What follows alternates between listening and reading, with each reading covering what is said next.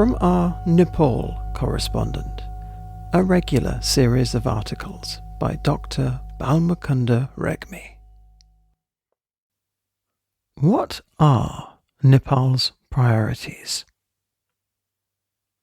We must understand the reasons Nepal could, for ages, maintain a relatively stable economy, be free from colonization or occupation by foreign invaders, and provide home to one of the happiest peoples on earth. Throughout history, we Nepali have been strongly driven by the concepts of karma and afterlife, though both seem less of a priority today. Survival assured, people are willing to live on half of what they deserve. We are afraid of a poor public image, readily embrace austerity, and try to save fortunes for the future. We are highly driven by cultural values. Nepali are nature worshippers. We worship almost all things in nature, living and non-living, terrestrial and heavenly, visible and invisible, plants, animals and humans, soil, water, fire and space, relatives and strangers. We consider anything that disturbs nature as problems: climate change, global warming, biodiversity loss, the pollution of soil, water and air, radiation hazards, ozone layer depletion, and nuclear threat. In the face of terrorism and ongoing regional and global conflicts, not surprisingly, Nepal had proposed itself a zone of peace. Nepal needs both economic and infrastructure build-up to start from inside, from grassroots. Large-scale and high-sounding projects are not our priority. We do not want to inundate our millennia-old riverbank settlements to erect reservoirs for hydroelectricity plants. Instead, an average Nepali would prefer covering barren mountains with solar plates or wind fans. The major part of Nepali agriculture is still organic.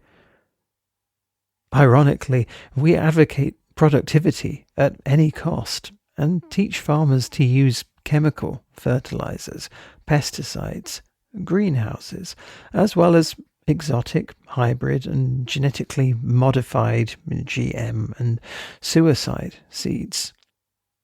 Each of these steps makes the locals lose their independence and resilience to adversity.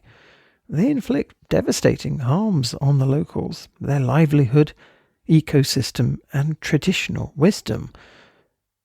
Overuse and inappropriate application of chemical fertilizers has upset soil composition and degraded its productivity. Pesticides have not only indiscriminately killed insects, weeds, fungi, pests, and other useful natural enemies of the harmful ones, they also have become serious threats to human health. They are now associated with various types of cancers, Parkinson's disease, Alzheimer's disease, organ failure, and even sudden death. Seemingly attractive greenhouses have further damaged the environment. Imprudent adoption of exotic, hybrid and GM seeds has threatened our seed banks. Throughout history, attached toilets were not our dream. Excreta was not tolerated in homes or nearby water bodies or sacred places. However, the waste was commonly used as organic manure in the fields.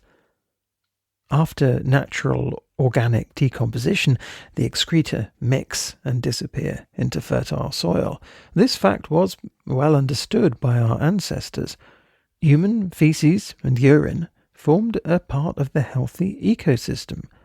people benefited from active toilet habits. Now we are encouraged to build modern attached toilets, wasting our already scarce resources.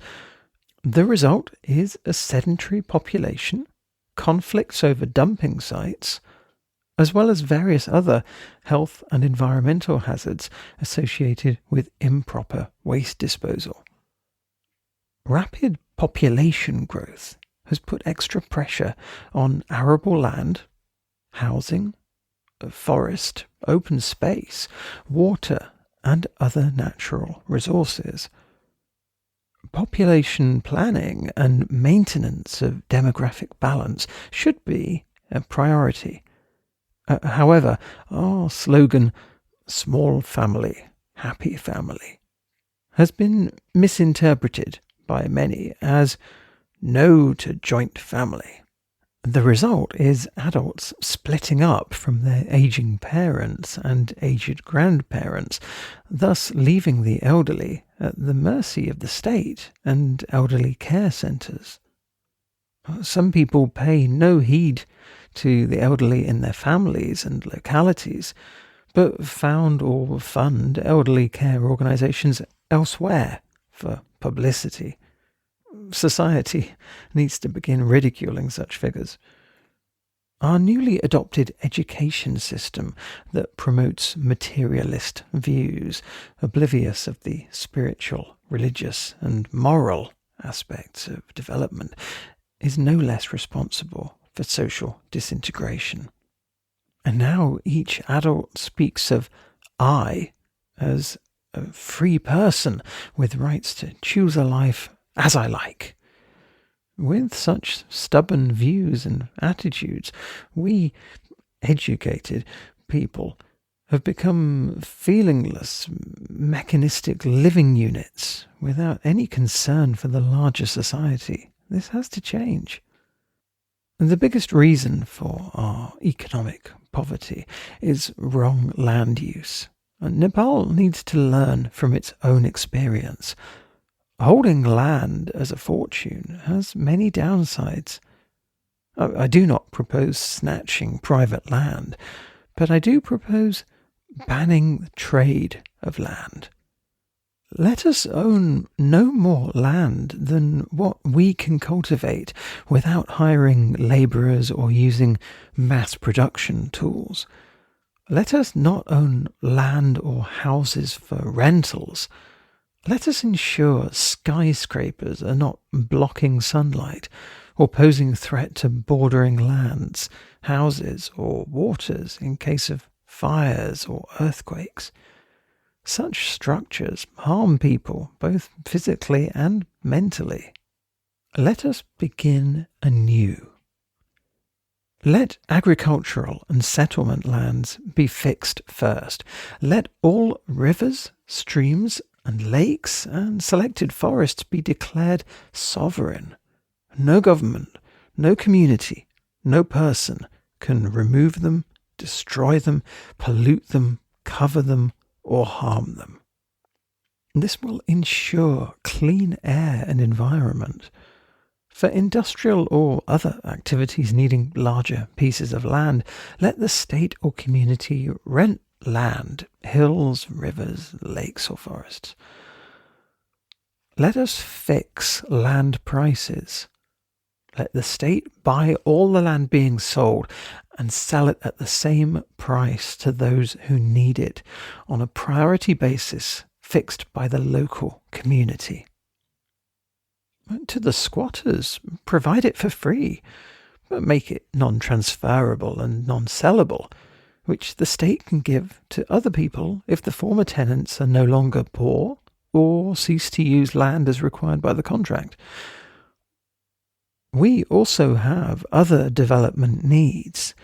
The steps I've mentioned will not only make our land more inhabitable and ensure a better and healthy food supply, they will also save our precious resources and enable us to work on other priority projects. And that article was originally published in the Annapurna Express. And we give thanks, as always, to our correspondent, Dr Balmukunda Regmi, Professor of Pharmacy at Tribhuvan University, Kathmandu.